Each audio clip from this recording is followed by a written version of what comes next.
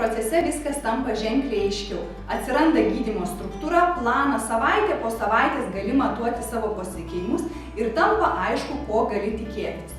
Daugeliu atveju klausia moteris, ar nuslenka plaukai. Taip, man plaukai nuslinko 8 savaitę. Ir tiesą sakant, jau pati prašiau, kad juos nukirptų, nes net nuo vėjo visur krito ir buvo labai nepatogu. Dažnai manęs teiraujasi, ar žmonės atkreipdavo dėmesį gatvėje, ar gailėjosi, ar užjautė. Per visus tuos metus nė vienas sykio niekas nei paklausė, kas man yra, nei sustojo pasižvalgyti. Gal tiesą sakant, tik vieną kartą vaikas parduotuvėje užsižiūrėjo nesumaišė su džiazu. Taigi tiesa yra tokia, kad kaip mes atrodome, rūpi tik mums.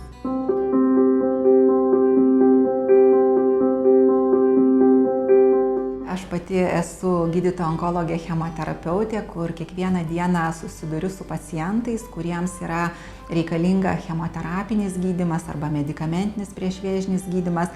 Tai kalbant apie krūties vėžio gydymą, pirmiausia, turbūt išskirčiau vėžio tipus, kurių žinojimas tai yra labai aktualus tiek pacientui, tiek jo artimiesiam, o mums gydytojams tai yra žinia, nes pagal būtent vėžio tipus, pagal gautą naviko histologiją, multidisciplininiai komisijai komanda, visa specialistų apsprendžia, kokį geriausią gydymą pasirinkti.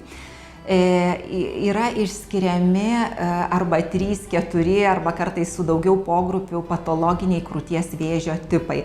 Labai paprastai šnekant, ką reiktų žinot pacientam, tai yra vadinamas liuminalinis A ir liuminalinis B tipas. Jis vienas arba dar vienu žodžiu galima vadinti, tai yra nuo estrogenų priklausomas krūties vėžio tipas, kurio yra daugiausiai, jo yra apie 60%, jis yra geriausios prognozės ir liuminalinis A ar B čia gal dar priklauso kartais ir nuo HER receptorių raiška ar nėra, ten skiriasi ir tam tikri patologiniai niuansai. Bet tai yra tas tipas, tas vadinamas nuo hormonų priklausomas, kuris apie 60% moterų iš visų nustatytų naujai vėžio atvejų ir tikrai yra jautrus hormono terapijai ir mes gydysime, reiškia, jau atitinkamai taip. Toliau yra kitas vėžio tipas, tai yra HER turintis receptorius. Jo yra apie 20%. Pagal savo piktumą jis jau yra šiek tiek agresyvesnis, todėl kad gali būti ir daugiau metastazių duoti, ir daugiau plinta, ir vėlgi turi savo specifinį gydymą, apie kurį toliau papasakosiu. Ir trečias tipas, galima sakyti, tai yra pati tokia agresyviausia histologinė krūties vėžio forma, tas vadinamas bazalinis krūties vėžio tipas, tai yra trigubai neigiami receptoriai. Ką tai reiškia, kodėl trigubai neigiami? Todėl, kad tai estrogenų neigiami, progesteronų neigiami ir HER receptoriai neigiami. To krūties vėžio mes paprastai turime irgi literatūros duomenimis 10, kitur 15, kitur net iki 20%. Ir jisai yra pats visoji šitų mano išvardintų yra agresyviausias, daugiau serga jaunesnės moteris. Šitam vėžio tipui dažniausiai būna paveldimas, jis dažnai siejamas su BRCA1, 2 mutacijomis. Jeigu kalbėt apie, reiškia, kiekvieno vėžio, aš taip 3 tas grupės gydymo tipą, tai aišku, jeigu yra nuo estrogenų priklausomas tas vadinamas liuminalinis A ir B tipas, kuris turi daug estrogenų, tai žinoma, reiškia, ar reikės chemoterapijos ar spindulinės terapijos, tai čia yra prie kiekvieno tipo, bet šitas vėžys išsiskiria tuo, kad mes jį gydysime hormono terapijai. Jeigu tai adjuvantinis gydymas, tai dabar iki 10 metų jau yra skiriamas tamoksifenas, įrodyta, kad tai yra efektyviau negu skirti 5 metus, ypač kalbant apie ligos atkrytį. Ir aišku, jeigu mes turime metastazavusią ligą, tą krūties variantą, kai yra estrogenai teigiami, tai didžiausias pasiekimas, ir šių metų ASCO, ESMO konferencijos, tai yra kartu su hormonais derinami CDK4/6 inhibitoriai, tai yra taikinių terapija. Ir pirmą kartą šio vėžio gydyme mes turime metastazavusio vėžio gydyme skirdami pirmąjį eilę 5 metų išgyvenamumo vidurkis pasiektas. Čia kalbam apie metastazavusią krūties vėžio formą. Tai kalbant apie estrogenų, reiškia priklausomą krūties vėžį, viena žinutė tai yra santykinai geros prognozės, jo yra daugiausia ir mes gydome šalia standartinių chemoterapijos, spindulinė gali būti terapija, aišku, chirurgija būna, tikrai bus gydomas hormonoterapija, o jeigu metastazavęs, derinam hormonoterapiją su taikinių terapija. Tai vat čia tokios žinios yra apie estrogenų priklausomą. Taikinių terapija, hormonoterapija yra kompensuojama visoje Lietuvoje. Tai tikrai didžiulė gera žinia mūsų moteriam. Jeigu paimsime antrą vėžio tą tipą, sakiau, yra iki 20%, tai yra turintis HER receptorių raišką. Tai jisai jau yra piktesnis, agresyvesnis, gali būti ir vidaus organuose metastazių, gali būti smegenyse. Ir vėlgi, gydymas jau šiek tiek skirsis, todėl kad čia šalia chemoterapijos, spindulių operacijos, kurie gali būti, mes jau įvedame ankstyvose net stadijose, tai yra vadinama taikinių terapija, anti-HER terapija, trastuzumabas, kuris gali būti jau pradėtas ir prieš operaciją, neadjuvantiškai, ir po operacijos, adjuvantinių tikslų, ir lygiai taip mes turime 2 eiles anti-HER terapijos metastazavusiai ligai gydyti. Tai šito vėžio blogoji žinutė yra ta, kad jis yra piktesnis negu estrogenų tas priklausomas, bet geroji žinia yra tai, kad net ir ankstyvus vėžius gydydami taikinių terapiją mes galime pasiekti gerų rezultatų, o metastazavusi vėžį gydydami taikinių terapiją, anti-HER terapija pirmaeilė irgi yra pasiekiamas 5 metų išgyvenamumo vidurkis. Ir dar viena gera žinia šitai grupiai pacientų, kad visi vaistai, apie kuriuos kalbėjau, yra kompensuojami Lietuvoje. Visoje Lietuvoje, į kokią jūs įstaigą besikreiptume, tai tikrai yra puikios žinios. Jeigu kalbėsime apie tą trečiąjį tipą, kur mums onkologam turbūt yra iššūkis nemenkas, todėl kad jis yra vadinamas pačiu agresyviausiu. Kaip minėjau, yra 15, apie kartais iki 20%, tas trigubai neigiamas, neturi jokių receptorių. Bet gydymas net ir prie ankstyvų stadijų pradedamas labai anksti. Reiškia, net ir 1-2 stadija gali būti gydoma jau pradėti chemoterapiją, būtent neadjuvantinių tikslų, kad kiek galima sutraukti naviką, po to įti operaciją ir taip toliau. Tai va čia yra, blogoji žinia turbūt, kad jis yra agresyvesnis palyginus su kitais, jis yra greičiau metastazuojantis, yra piktesnė forma, serga jaunesnio amžiaus. Šitam dažniausia būna BRCA mutacijos paveldimos, tai yra BRCA 1-2, kur šeimoje gali būti moterims, tai yra krūties vėžio, kartais būna vyrams prostatos vėžys, tai irgi sukrenta į šitą dažniausiai variantą.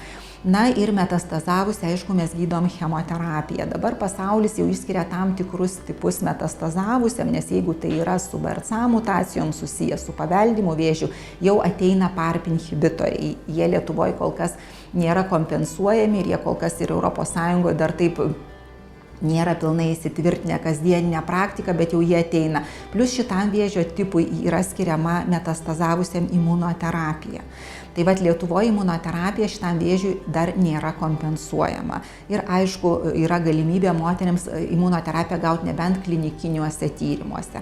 Tai vat šitas ir aišku priežiūra moterų tolimesnė po chemoterapijos yra labai preciziška. Tai visom yra stebėjimas, bet labai būtent trigubai neigiamam yra labai svarbu ir kas mėnesinis pačios moters saviapžiūra krūtų, rando apžiūra, kaip jos moka, laiku ateit pas gydytojus, laiku kažką negero pajutus, kažkoks skausmas netikėtas atsirado, kažkas su stuburu atsirado, moteris labai įvairiai pasakoja, galvos svaigimas, dvejinimasis atsirado, nelaukti 3 mėnesių, kreiptis dabar. Tai va tas budrumas kartais labai padeda. Ir geroji žinutė irgi yra šitam vėžiui.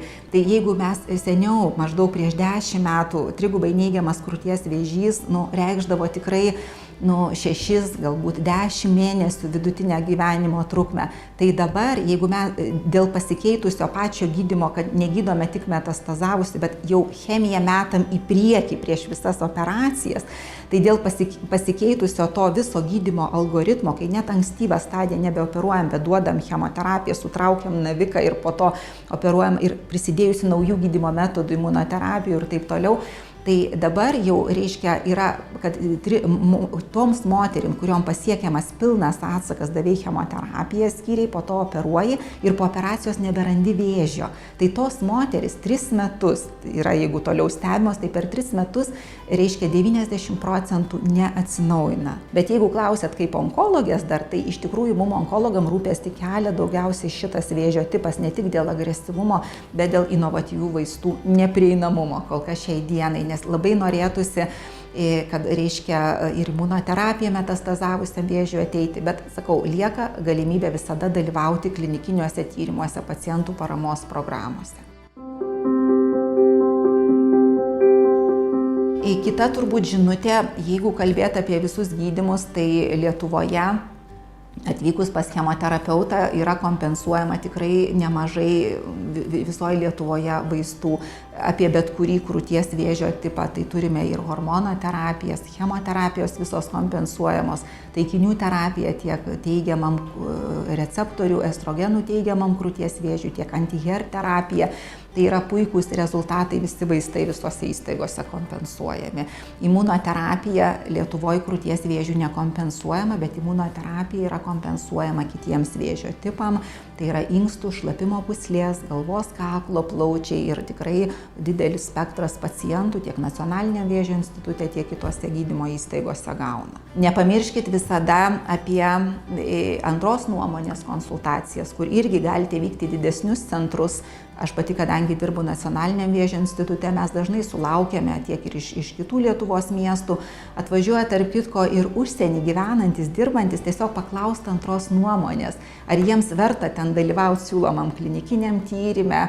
Tiesiog kažkoks galbūt, pasitikti, ar savo daktarų dar pasiklausti, ar jiems verta grįžti į Lietuvą, ar mes galėsim suteikti tą patį gydymą.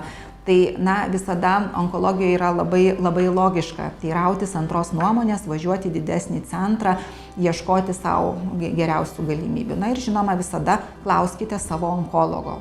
Kartais vieno kalbėjimo tikrai neužtenka, nes yra stresas atvykus pas onkologą ir visada kviečiame atvykti su namiškiais, užsirašyti klausimus, visada turit galimybę ir pacientų dienynus įteikiame, perskambinti, prašyti papildomos nuotolinės konsultacijos arba atvykti. Kuo mažiau lieka neaiškumo, tuo sėkmė didesnė gydyme, nes gydymai yra sudėtingi, sutiksi daug žmonių ir chemoterapeutas, ir slaugytojos, ir dietologas, psichologas, įvairių, bet kuo yra mažiau lieka klausimų, kuo aiškiau, kas su manim vyksta, žinau, koks tai gydymas, kokie gali būti pašaliniai reiškiniai, kuo tas kontaktas yra glaudesnis, kuo pacientas, jo artimieji supranta, kas su juo vyksta, kodėl gauna šitą gydymą, pablogėjimas būna, silpnumas, supranti, kad tai yra nuo gydymo, bet ne ligos požymis, tai tuo tie, aišku, ir rezultatai žymiai sėkmingesni ir pasitenkinimas gydymu būna žymiai sėkmingesnis.